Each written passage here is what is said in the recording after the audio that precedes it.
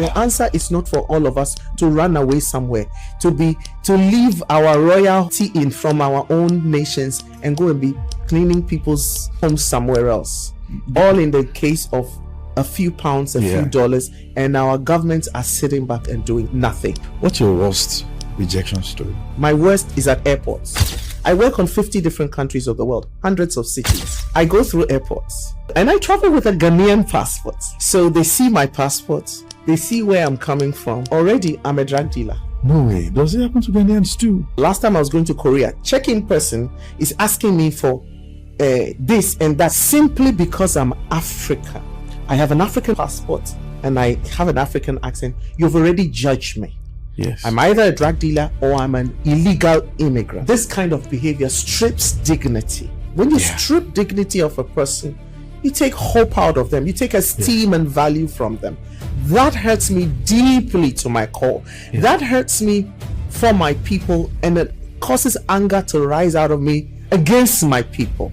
Why do we give people a chance to treat us like that? Because this thing hasn't just come because of colonialism. It's also come because our government, they'd rather let us go and live in another nation and toil as slaves there because of the remittance that we bring to our economies from abroad. So ask your people, how can somebody get a PhD and go and serve as a cleaner somewhere? That should be a shame to any government. You are a person of faith.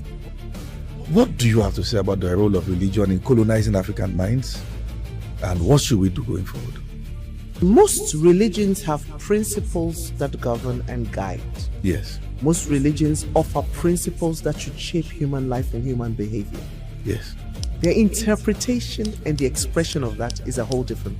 So people can take a good they word, can take a good principle to the expression of it is how they, not even their interpretation, the manipulation of that.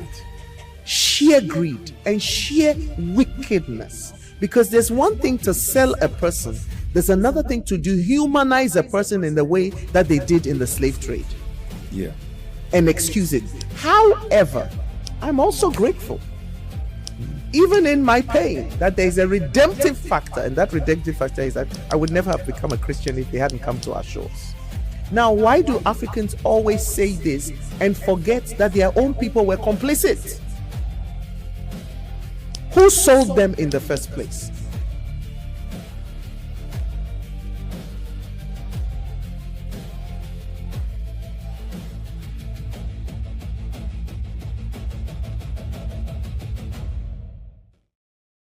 Hey guys, if you're watching this now, that means you have ears for intelligent conversations, and this is exactly where you want to be.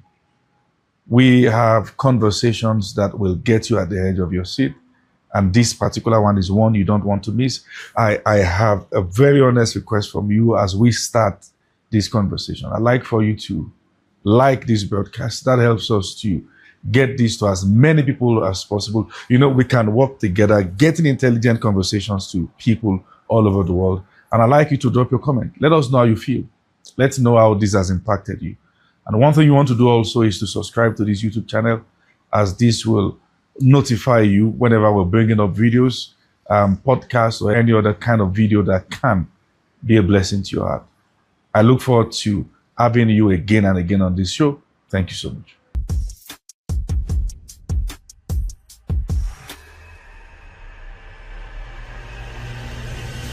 So you said something that really caught my attention today, and you have been a direct mentee of Dr. Myles Munroe before he passed. For how many years? Oh, since 1993. That's a long time. He passed in about 2014? Yes. 2014. That's close to 21 years. Yes. Dr. Myles Munroe is one of the most remarkable teacher we've seen, a transformational leader. What are some of the most powerful lessons you learned working with him? Working with Dr. Myles Munroe, let me say this. For me, it's not what I hear first, it's what I see modeled for me. I have a great interest in leadership. Leaders model something. You know, Femi, when you're young, you learn all your traits through imitation, through what is modeled for you. So you may not like the way a leader behaves, and you totally disagree with it. when you grow up and you're faced with the same kind of situation, automatically you don't switch to what you know is right. You switch to what you see modeled for you. And for me, he was a great model. He lived and embodied his message. He loved people, valued people. He'd reach to the small, to the big equally. And I saw this man live out his message. And that was more impacting to me than anything. If I forget anything, I remember what I saw.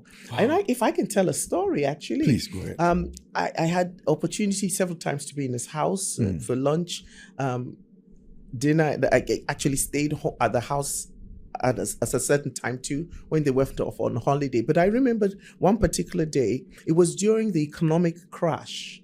And we had gone to a conference in the Bahamas, and he had told everybody, listen, it's November. Christmas is coming, but there's a financial crisis. Do not buy anything new. You have nothing to prove to anybody. Do not buy anything new. Don't spend money when you don't have it. Do not borrow. And this is part of this sermon, you know. And he says, don't deny what is a reality. You live about it. Okay. Well, some people were saying, I remember somebody saying, well, they don't believe in an economic crunch. The only crunch they know is oats or cereal or something flippant like that. He didn't say that. But I remember that particular day, I went home with his wife, Auntie Ruth, to set up the table for dinner. And while we were setting the table, it was a bit wonky. Something was obviously wrong with the legs. And I looked at her and I said, Auntie, I called her Mama Ruth. And she said, you know, he won't let me buy a new one because he has told everybody not to buy anything. You got to remember context. I am in the kitchen. I am seeing this man put a picture of a jet he's giving away his jet. He's buying a new one. I see the jet on the fridge. I see this is a multimillionaire, you know, and I could have closed my eyes and bought him that table. And she is saying to me, he has said, nobody buy anything, so we're not buying in this house. It wasn't that he couldn't afford it. He was principled. That, you see, human authority comes from living truth. It doesn't come from the eloquence of your words. True. It comes from embodying truth and living it out. That's why there's a certain je ne sais quoi about people when they speak. There are people who sound very clever in life. Yes. And yet their words don't settle. We admire it. And for a moment, we revel in it. And then it's gone like a vapor. And then there are those who speak words. And whether you understand it or not, there's something deep that settles inside of you. It resonates with you. You think about it. You percolate it for a bit. True. Because they embody truth. Well, we are spiritual people. There's something about the human thing that is not just the body and the casing that we live in. Yes. That was Miles Monroe for you. He lived his message. He embodied his message. And a lot of times he said, you will get it when I'm gone. Yeah. He kept saying to us, you'll get it. He'll say something and we'll look at him and then he'll say, you'll get it when I'm gone. Many people are getting it when I'm gone. There's also something about when a man lives truth. It comes out of a reality of experience. It comes out of observing people. It comes out of the value he puts on people. Yes. So he digs deep for truth and not just a word that titillates people. Yeah. All of these for me were iconic moments with the man they call Miles Monroe. Wow. These experiences you had with Dr. Miles Monroe, did they shape who you are today? They have totally shaped me. Nobody believed in me as a woman like Miles Monroe did. And I remember I would be given like, will you serve on this board? And I didn't know my left from my right. I was trying to survive. I just stopped pastoring and gone into itinerant ministry. I was trying to rub 2 cents together, you know, kind of thing. And I'm being offered boards to sit on and he'd say, Celia, take them all. You learn from it. You take them all. You learn from it. It'll stretch you. He made me believe in a sense of purpose. So that which I think is my strength personally, I have a very strong sense of purpose. I know what is not my bit and I know what's my bit. I know why I'm living. You know, it has to be meaningful.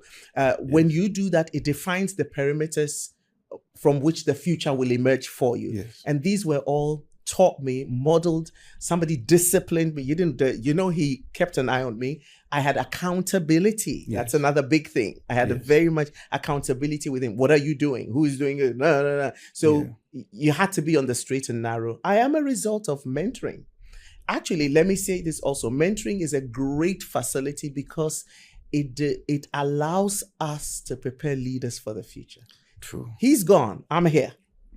Yeah. And in many ways, he's not gone because I'm here. Yeah. If he hadn't deposited, spent time with me, invested in me, I wouldn't be here. I owe a lot to him. And because of that, I feel like I can't drop the baton because too much has been invested in me. So it determines how I live my life too. Yeah. You grew up in Africa? Yes, born and bred in Ghana. Africa is largely patriarchal. Yes. Do you think so? Yes. And for you as a woman, and you are a grandma. Yes, I'm a grandma. Would you describe yourself as an early riser? Did you start early, some of the things you're doing now? Yes. So I have to tell you this, okay? Yes.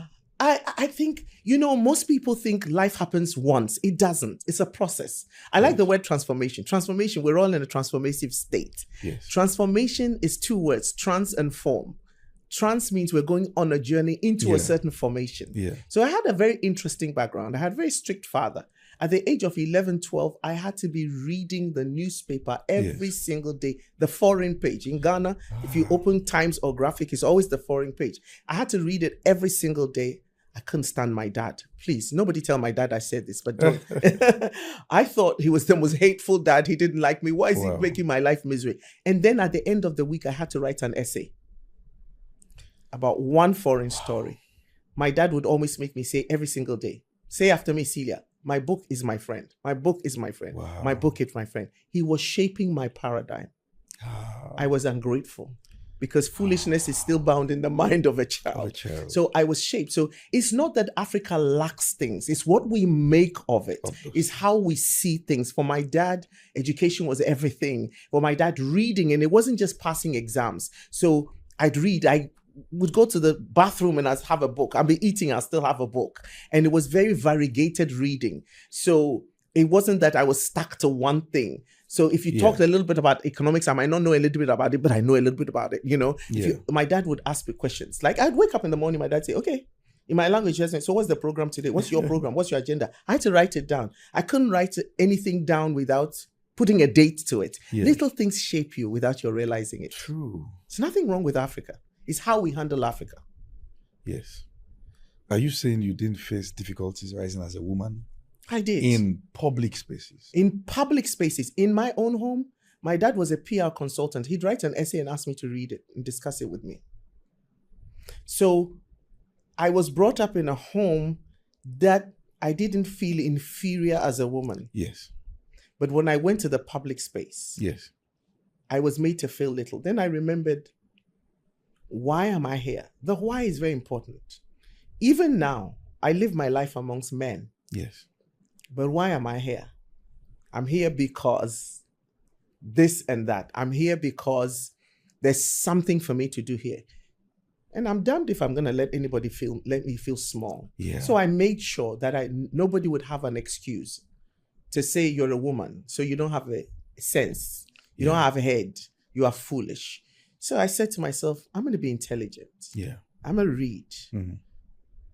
I would learn. I would watch programs and learn how to articulate my words so that I'm not stupid. I felt like I owed it to every woman that nobody would say ever that I have an accent. Yeah, you're hearing me with an accent. Yes. That nobody would say, I'm a woman, so I belong in the kitchen. Yes, I can cook. I can cook for 20 people, but that doesn't mean I checked out my brains. I think every woman has to have that sense of responsibility. And that's so, and one thing is I never try to fight men. You are different. I'm different. Yeah. My superiority is in what I bring to the table. Your superiority is in what I do. So I think what helped me was I never tried to be a man. But when I was young and I was like 13, 14, 15, I wanted to be a man. I thought life was unfair. And then I came to myself and thought, I kind of like being a woman because they underrate me till I open my mouth. Wow. So from what you say, you believe there are women that fight men? Yes. I think there are women. Yes. I think there are women who think unless I sound like a man and act like a man, I can't get far. I don't believe that. Whatever. Would you describe yourself as a feminist? No, I don't think so. I kind of like being a woman. I still like doors being open for me. You get the concept of feminism? Yes. For what it is. For what it is. I think there's pluses and minuses to anything. I think, but I wouldn't describe myself as a feminist. But do I believe in women's rights? Absolutely. Okay. What's your worst rejection story? My worst rejection story? How many do you want me to talk about? It doesn't even look like you have one. I have plenty. You know, the beauty of life is this, Femi. Somebody once said this, it's not falling down. Yes. Staying down is more of a failure. Yeah. I wear failures every single day. What? There are days I deal with self-doubt every single day. Every day. That's why I believe everybody has to have a why in life. Every single day, there is always self-doubt. Am I fit for this? Did I say the right thing? Did I make the right choice? I could have done better. So there's a good side to it. That means you raise yourself. Your standards are high. But the other side is that you beat yourself up every day. True. It's keeping both in tension. Yeah. But I have my worst case of rejection was, I think I spoke somewhere. And before I came and before I opened my mouth, people had already formulated. So they hear your name. It's African. In their mind, it's another African. Yeah. So there's prejudice already. Yes. There. They feel like, and I can be very Afrocentric in my dressing. Yeah. And I'm quite intentional sometimes when I get into Caucasian circles that I dress like an African woman. Until they've read you. And so already, that's the attitude that's projected towards you. Yeah. That hurts me. But actually, let me say this, actually, forget that, because that's not the worst. My worst is at airports. I work on 50 different countries of the world, hundreds of cities. Wow. From Singapore right down to Johannesburg, if you like. I go through airports. And they look at, and I travel with a Ghanaian passport. Till now. So they see my passport. They see where I'm coming from. Already, I'm a drug dealer. No way. Does it happen to Ghanaians too? Already, I'm a drug dealer. Because where did I get the money from? Oh. That in the last month alone, I could tell you, last 2 weeks I was in Morocco. Week before I was in Malawi. Week before I was in Accra. Then I was in Lagos. Wow. So already, where did you get the money from? I am having travel agent, somebody check-in people. Last time I was going to Korea, check-in person is asking me for this and that. And I say, are you an immigration officer? Call your boss. Wow. Simply because I'm African. Wow. I have an African passport and I have an African accent. You've already judged me. Yes. I'm either a drug dealer or I'm an illegal immigrant. I face that every day. That kills me. Because if I wasn't articulate to fight my corner, what about those who come? I've stood, I don't want to mention the nation's name, where I've seen them take Nigerian students. Oh, yes. I saw it. This is not somebody telling me about it. Take the Nigerian students aside and talk to them anyhow. And we're standing, I'm going to a conference, we're standing in the queue in Europe, and then they come and they get all the black people out. All of us with African passport. The ironic thing was the guy who I was talking to, who's standing in front of me, he's white. He has a Malawian passport. Oh. They left him because they assumed he was not African.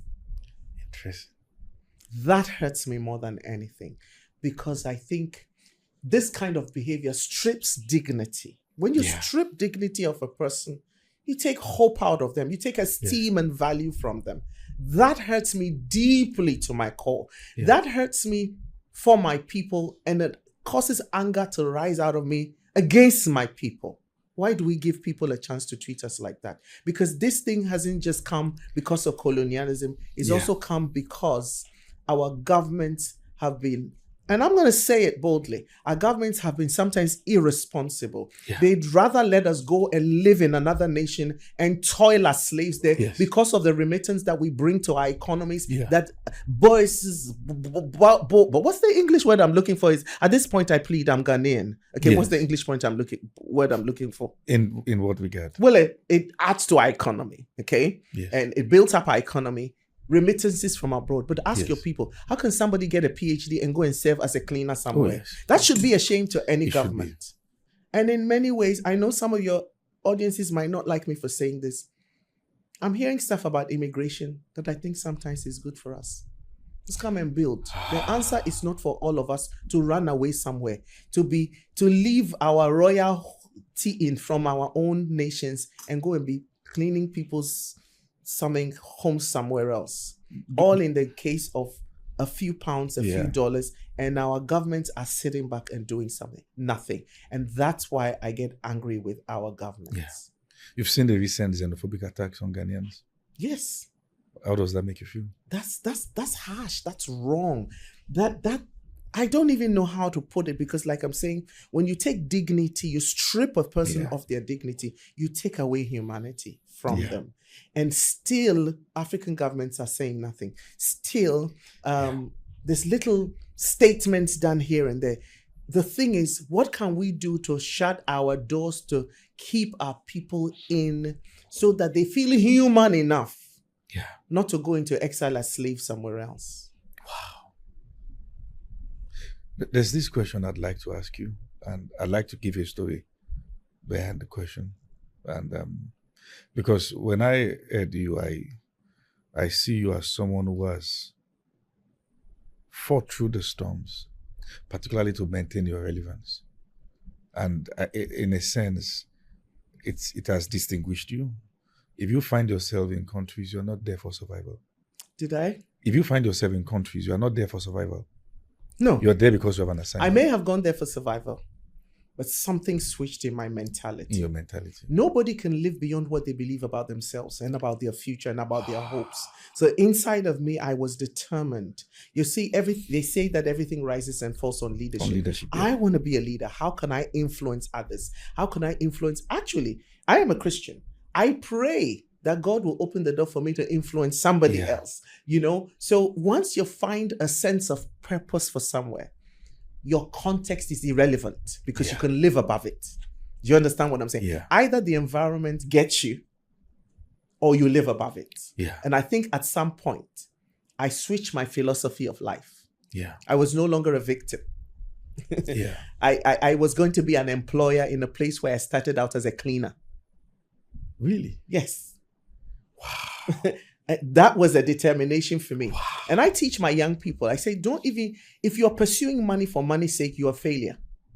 I say to them, you want to grow your business? Why don't you say to yourself, how many people can I employ and take off unemployment list this year? That's it. Then you're arriving somewhere. That's it. It's all in the philosophy of life. It's all in the lenses through which you see yourself, you see other people, and you see life, and you see stewarding the opportunities that you have. That's very important. Yes. For Africans to learn to steward things that we have. I've just come from Malawi, and I was privy to just privileged to see some of the work that is happening in rural areas, where rural women, I mean proper village, who live in mud huts, have learned how to cultivate tomatoes and corn in a different way. I walk into a village with others, and I'm seeing village women with a flip chart open. They have a cooperative. Things are written. Who told you that the person may not be able to speak English? They ain't stupid. True. They have been able to maximize their resources. Now their children are in university. They're in secondary school. They have TVs. You might look at them as village illiterate women. But just because a person lacks literacy in a certain language didn't mean they lack brain power. True. Yeah. Do you get what I'm saying? They don't lack brain power. By this time, I don't even know what your question was again, but I'm good. I'll get to it. But perhaps again, it's in when we've bought into the lie that we're helpless people. We've bought into the lie that we have nothing. But if you look at us, we're survivors. We are. We've always managed to survive against the odds. Yeah. And beyond surviving, if only we were taught to think critically, analytically, critical thinking, creatively, so that we don't eat our seed, but we maximize. There's an old proverb that says, A lazy man does not roast what he took in hunting. Yes. So, for example, I could hunt down a pig. Yeah. In my country, we like trotters, pig feet. We roast pig feet. Yes, pig's feet. It makes nice soup, bro. I don't eat pig pork, but I've been told. But you ate the feet? No, I don't eat pork at all. But for some people, it's very nice. They use it to make soup.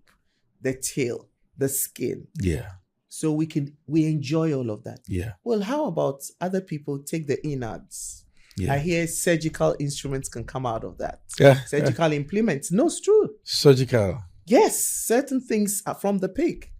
They are used, not the meaty side. It's a bit like when you kill an antelope or something and you skin it and you dry it and you have a mat. Okay, yeah. Yeah, it's that kind of thing.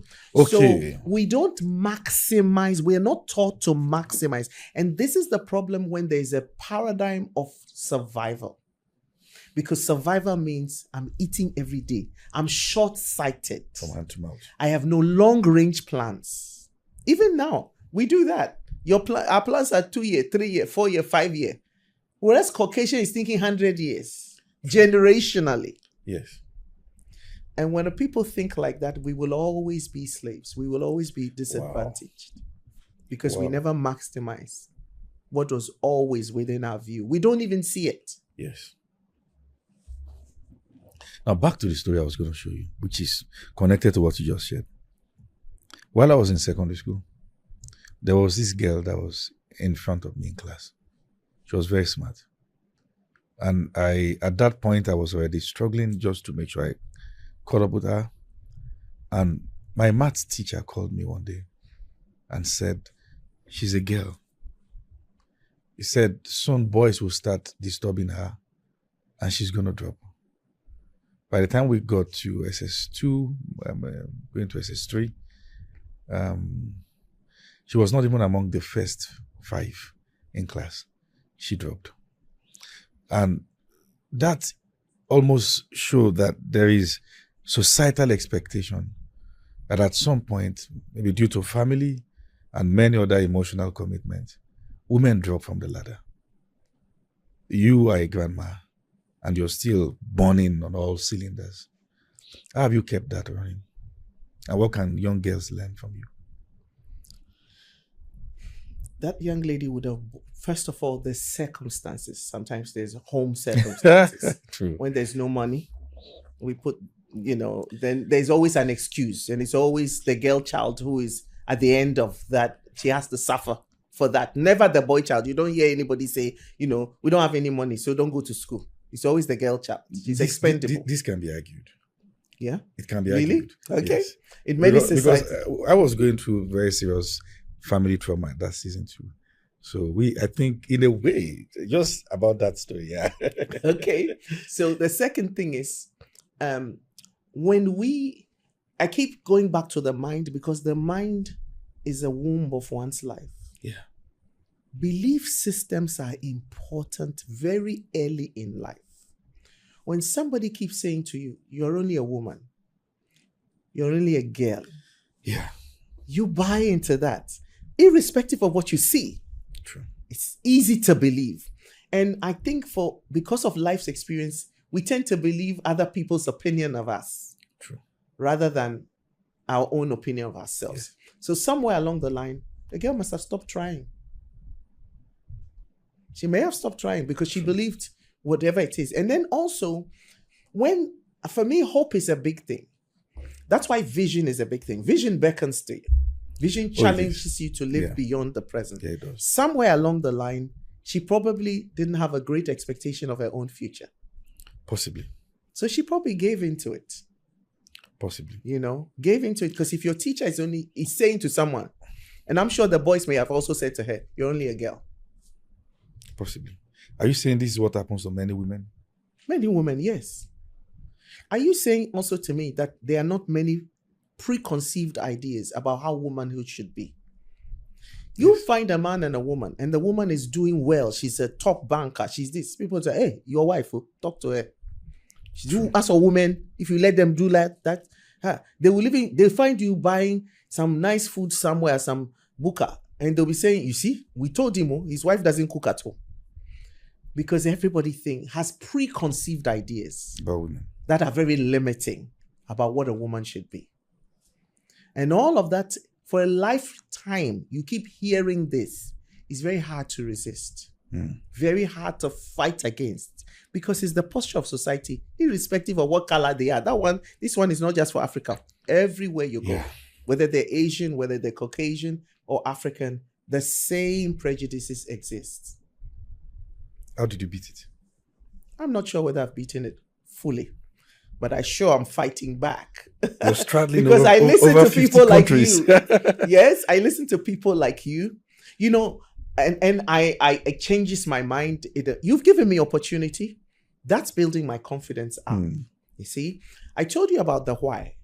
The why in life is very, very important in life. I have a reason for my existence. Yes. I'm in my mid-60s. Yeah. When I turned 60, I started a countdown of how much time I have left before I die. And I sure don't intend to die without a legacy. True. And if the only legacy I leave is confidence in someone, is in holding somebody's hand and helping them find a sense of purpose in life, in helping somebody break through the limitations in their life, then I would have done my bit. And I hold myself to that. I remind myself every single day. I use words for me like, in my life, like not on my watch. As long as I have life and I have breath, I'll make this happen. So they may seem little, but they help guide my conscience. They inform my choices and my decisions every day. So I'm only a product of what I believe, what I want, my sense of responsibility in life, and life's expectation of me. All combined to help me fight back prejudice. Do you feel society is harsh on women? Society is harsh on women. Life is changing very fast. I think women have proven themselves. In Ghana, where I come from, most of our top industry leaders are women. Vodafone, Nestle, I don't know whether it's changed now. Barclays Bank, Absa, all women. Interesting. Very interesting. Very strong woman. Very brilliant, smart woman. So we're seeing the models. They're women who have fought it. And all it takes is, you want to doubt us? Let's look at the stats. You want to doubt us? Let's see. Africa right now has more women in parliament involved in politics than the Western world. True.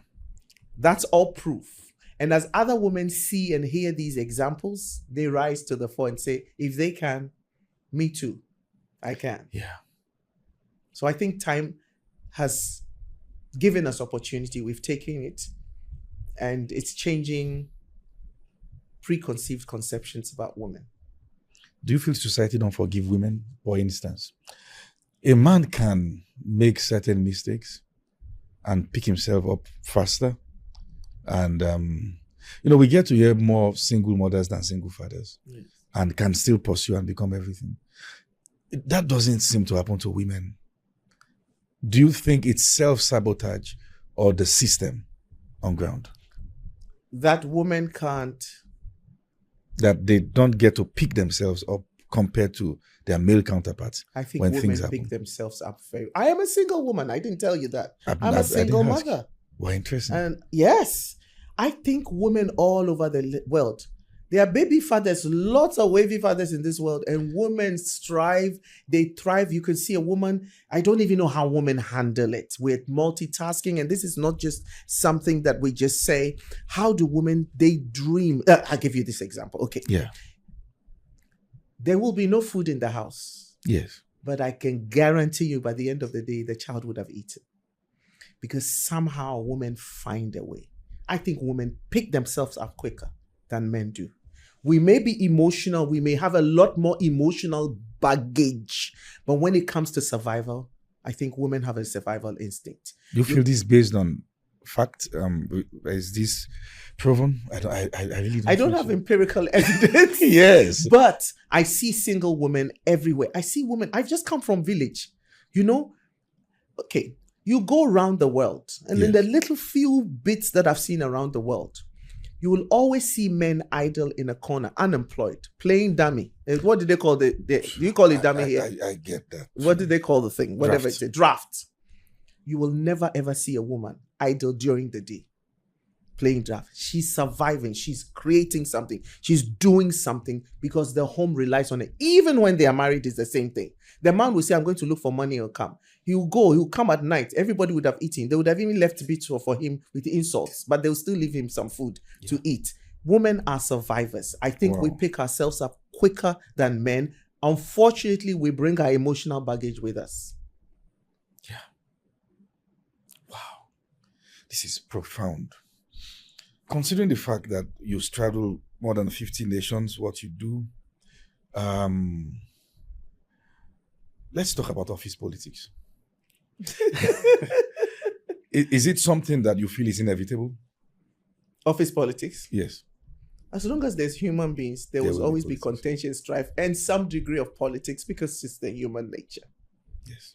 Have you heard the adage that the nice girl don't get the corner desk? No, I haven't. Nobody told me that.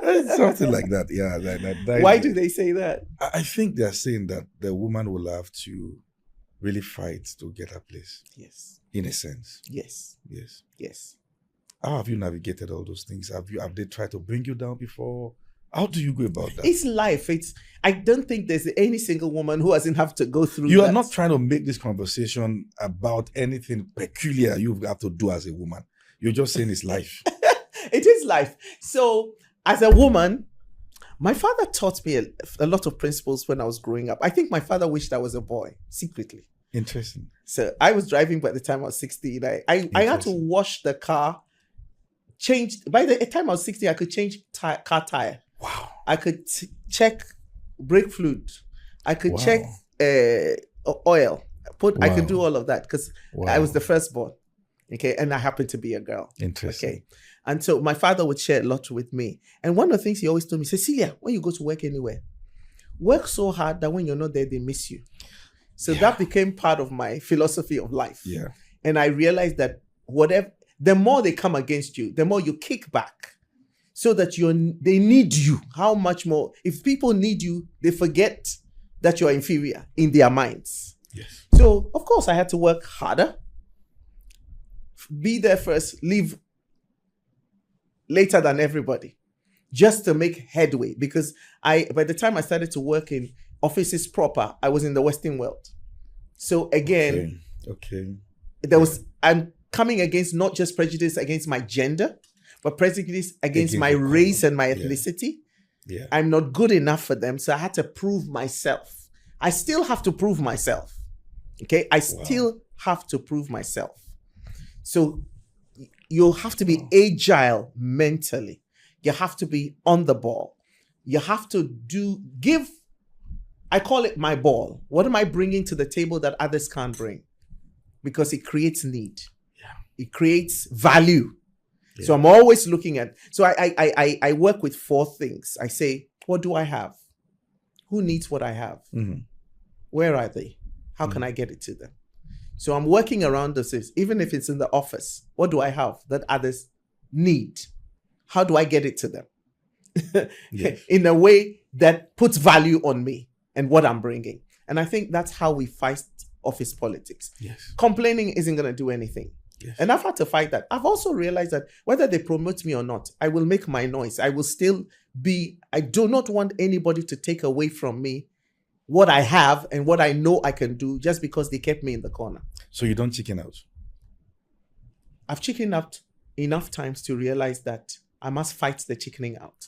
So I always say this. I say my greatest enemy is myself. I've chickened up too many times to realize that wasn't the best choice I made. So now I'm determined. But you see, the thing about women is this, and the thing that has helped me is this. I don't do solo. How do you mean? So I get other smart women around me. So we're hearing each other. It's a bit like 2 knives, iron sharpening iron. How about getting like smart men too? Men want to work too. Yes, but men are not, if they are not in my corner, I'm going to get somebody who's in my corner, who's going to champion my cause, who when I belly ache and I tell them all about it, they say, Celia, don't mind them. When they do this, do that. So I'm pumping myself up before I go in from people who feel what I'm feeling, probably have gone through what I'm going through, have broken through, and are championing me up. It's a bit like you being in the boxing ring and you go back, they've hit you, and you go back and your trainer says, you can do it, boy. What are you doing? When you mess up, give him a left, give him a hook. So women like to do that. We gung ho. We go shopping together and we buy shoes, we buy hats, but we beef each other up so we can go back to the ring and fight back. This contradicts the statistics. We don't believe that women support women compared to the way men support men. Women when we are not rivaling each other. If we're contesting for the same space, I ain't supporting you. But if we're not, yes. If you touch one woman, then you got the rest of us to contend with, because we're not in the same space fighting for the same thing. Mostly women are catty when we're fighting over men. Yeah. Over status. Yes. Over positioning. Yes. Otherwise, come and try us and see. You see a head of women who will run you out of that place. But immediately, that's why men also know, and they will always position us in a place where we are fighting one another. And when we fight one another, then we weaken one another. But otherwise, you take that out, we will tear you apart. So let me say this as one that run quite a number of organizations. I maybe sometimes, I don't know. I think I've received more complaint of women staff having issues themselves. Because I told you we are in the same space. So we are contesting for favor. We're contesting for recognition. When you put us in the same space, we're not designed to help each other. When we are out there, we're not competing. You see, when you bring people down so much, the man doesn't have to prove himself the way I have to prove myself. I'm proving myself. She's proving herself. He's proving himself. All contending for favor with the same person. I will show you my cattiness. You feel men don't have to prove themselves? I beg, it's not the same way. Really? It's not the same way. We don't come equal. We do not come equal. And by nature, women are more... You see, we don't gossip. We discuss things. We're not catty. Women are at their best and their worst with women. It depends on the context we find ourselves in. Yes. The moment is competing for something. Yes. The worst of us comes out. True. When it is not and I'm secure. Yeah. By nature, I'm a nurturer. Yeah. So the best of the nurturer will come out. Wow. The moment you put me in a place where, because a woman is intuitively protective. Yeah. So really the workplace and the workplace politics is an uncomfortable place that we haven't still marshaled and what is the word I'm looking for? Strength. Haven't had the mastery of. Yeah. So we're still in a place where I'm proving myself. And when another woman comes, she's also proving herself. We do not collaborate because we're vying for the same thing. The moment you take me out and you put me in my natural context, the nurturer, the protector, the provider, the bigger up of others flows naturally. It's men's fault. Let it be known officially. How? That it is men's fault that we are catty at work. Interesting. And I just want to say that I've learned experientially that in most of the places where I need things to move faster, I prefer to work with women. Yes. Personally, I don't know how they're able to do it, but I just feel once a woman puts the mind somewhere, there's a way they do it with the sense of like their life depends on it. A man can miss your call 20 times and not. Let's leave it. It's some our of them DNA. are here. It's our DNA. I think it's a woman's DNA. It's how we're designed. Women are doers. And the reason we're doers is this. Women don't like basics. You're married. I've seen your wife. She's beautiful. Yeah. You see when you're standing with your wife, yes. does she touch your tie? she will try and adjust something. She would adjust something on your everything every time. Everything. She does that instinctively.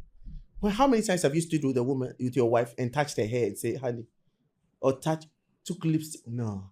It's a woman's thing to make things, take it from good to best to better. It's instinctive for her. I need to write this down. Your wife passes the kitchen, the living room. She sees a cushion. Nothing wrong with that cushion. She will plump it, put it. She's forever bettering herself. It's an innate thing that we want to always make things better. So you give us a task, we would have failed if we didn't make it better than the way you gave it to us. So we put our best to it. It's innate. It's an inward thing. Men don't understand it. It's inside of us. We do it without thinking, because every time you give us a seed, we have to make it into a forest, into something that is multiplied, something that is better. That's why you see women. Have you ever seen women? Nobody goes, in my country, we call it sakura, like bare face like that. Hey, if you can enhance it, you do. A little bit of lipstick here, a little bit of eye here, a little bit of hair here, till we can't recognize ourselves anymore. Yeah. You know what I'm saying? It's part of a woman's nature to enhance things. So once you give a woman a task, her innate nature comes out to make it better. We also like to be applauded. We like to be appreciated. We like to be admired. Nothing makes us work better than, whoo, honey, this one did. Wow. Yeah, it brings the best out of us. We don't know about these men, but as for us, that's how we are, you know. So, yeah, if you want the job done, give it to a woman, I say. And don't forget, the man also has something to add. I'm not sounding like a feminist. I believe very much in collaboration. Collaboration, yes. Yeah, I believe very much in collaboration. And I think women collaborate better than men. All this gossip we get together doing, what do you think we're doing? It's collaboration. It's just men's perspective of it. But I'm saying that women network easier. Women, you know, why? You see collectives of women more than you see of men. You men, when you see each other, you have to sniff each other. You're more competitive than we are at a certain level. You have to sniff each other, know each other. A woman can meet each other in the shop. Hi, I like your blouse. Oh, really? I think you are flipping the script.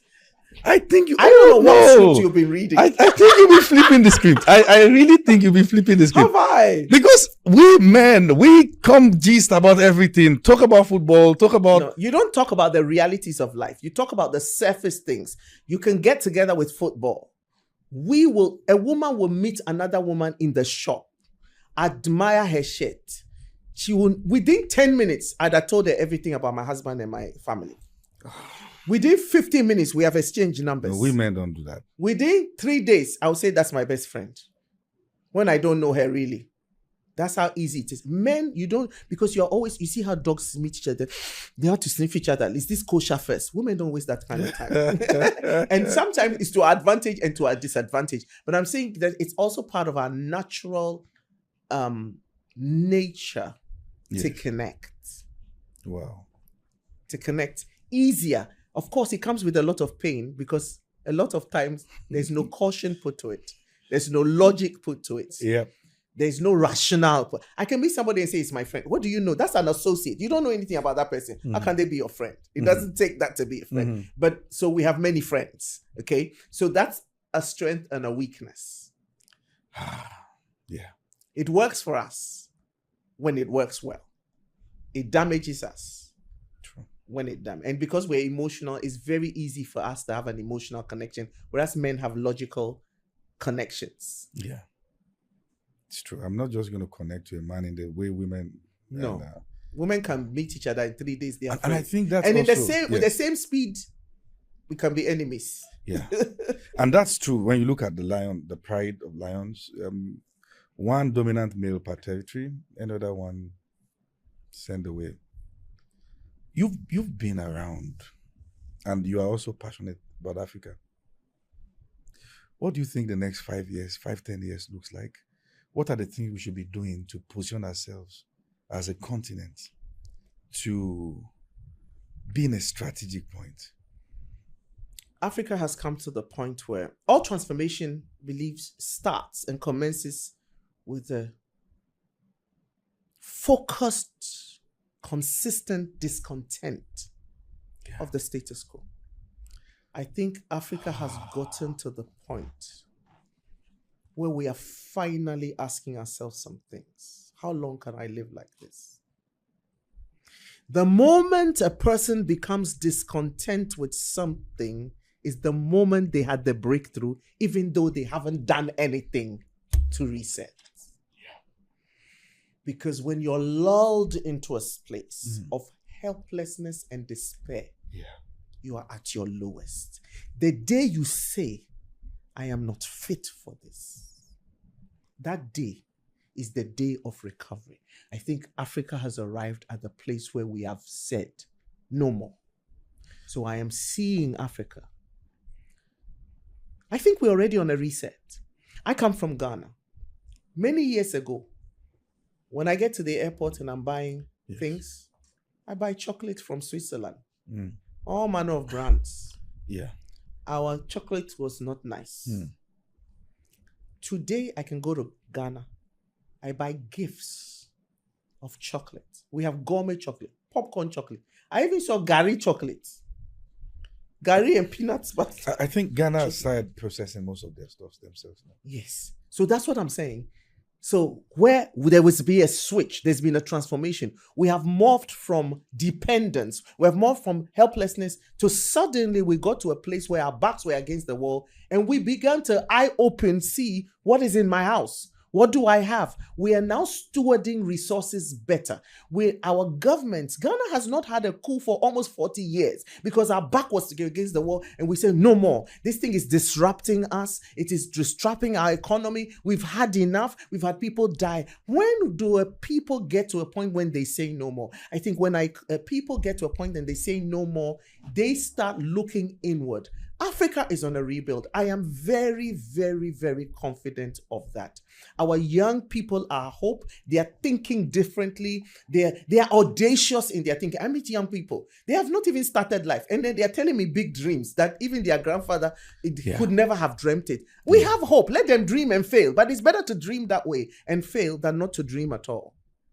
And so once a person starts dreaming, they start visualizing what the future is. Yeah. Reset is very possible and reset has commenced. So on that note, I think Africa is already on the reset. Watch us in 5 years. We're catching up. Our manufacturing is different. We are now enjoying our own products where we used to look to the West. Today, and these are even flippant things like, I never used to see Africans go on holiday. Today, I go to Ghana, people are going to Mauritius, they are going to, what's the Zanzibar? Yeah, I didn't see them go on honeymoon somewhere. I even see people coming from Nigeria to Ghana on honeymoon, on holiday, on this.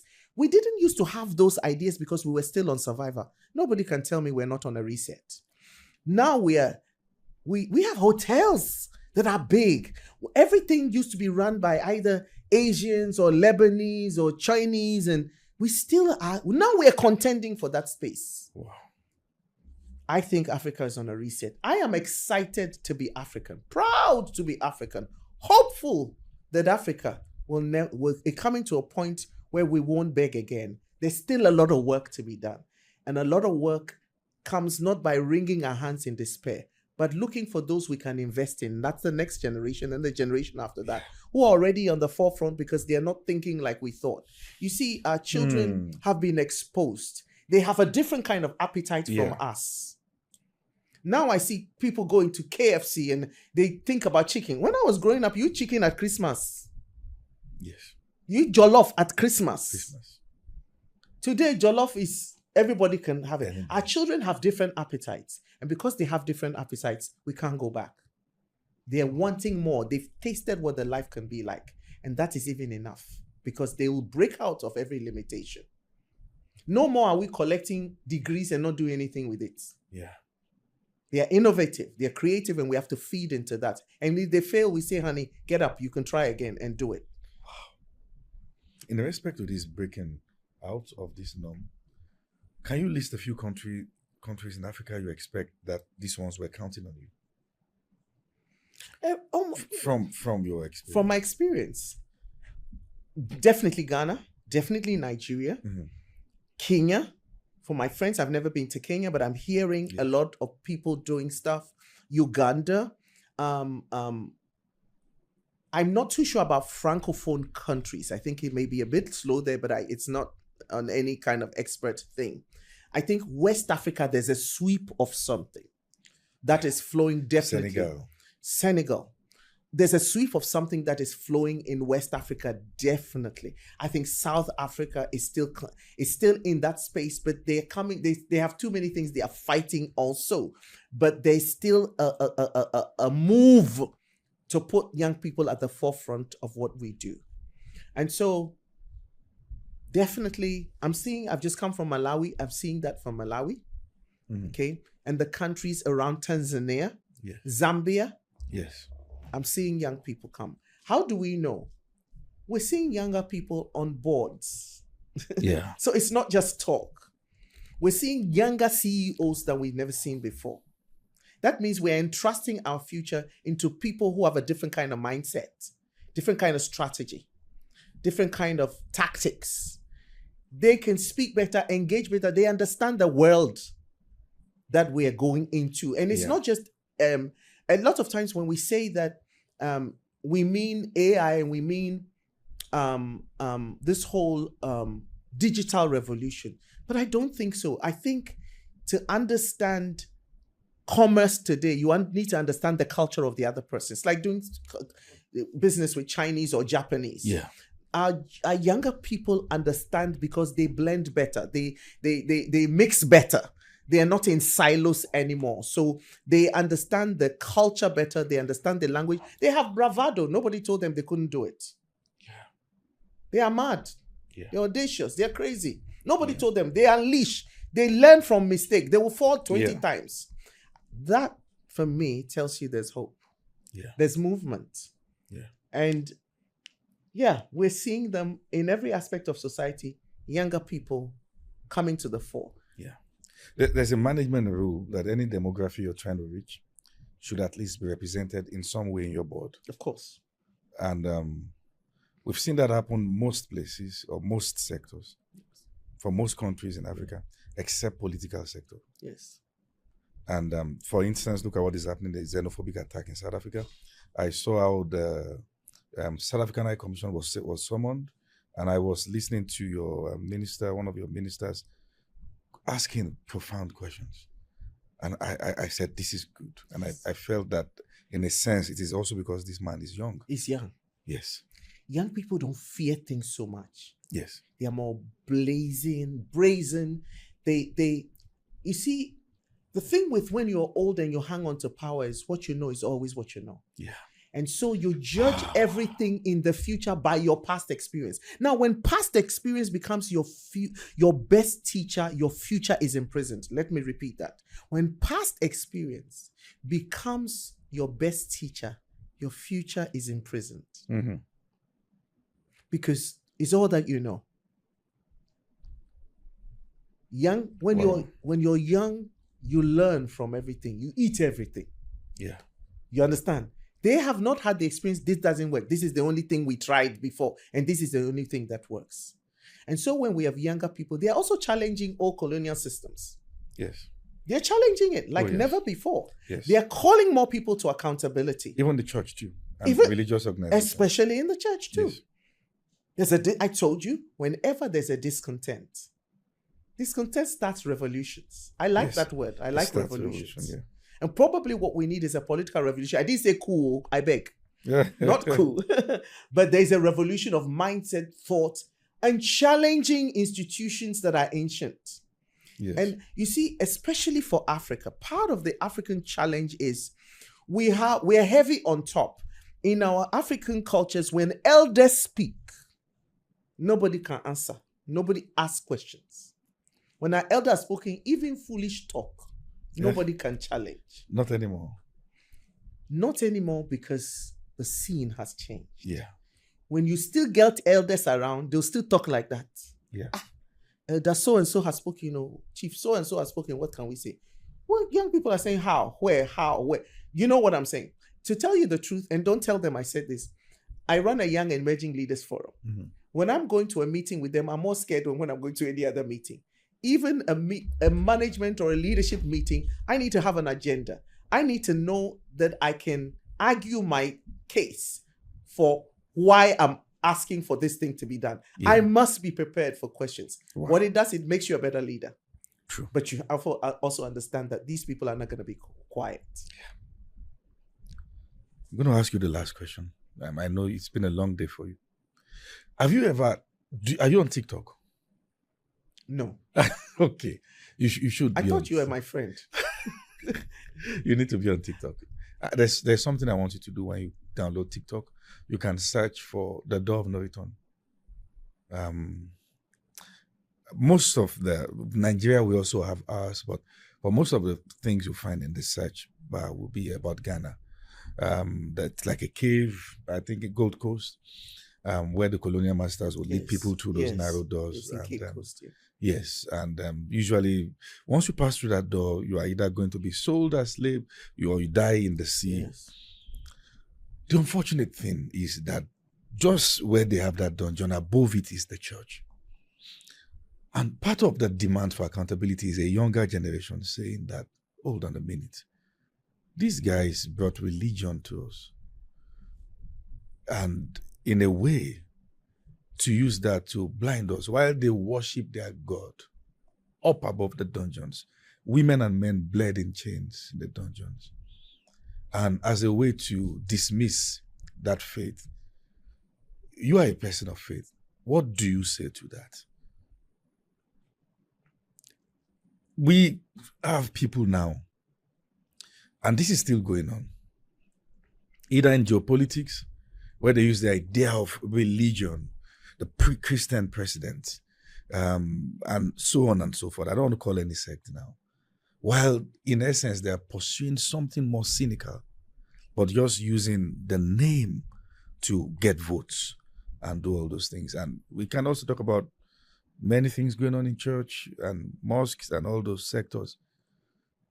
What do you have to say about the role of religion in colonizing African minds? And what should we do going forward? Most religions have principles that govern and guide. Yes. Most religions offer principles that should shape human life and human behavior. Yes. Their interpretation and the expression of that is a whole different thing. Okay. Can I say that again? The interpretation of the principles. For example, I'm a Christian. Yes. Christians, God said, love one another, value human. Even in the Christian Bible, there's things about equity.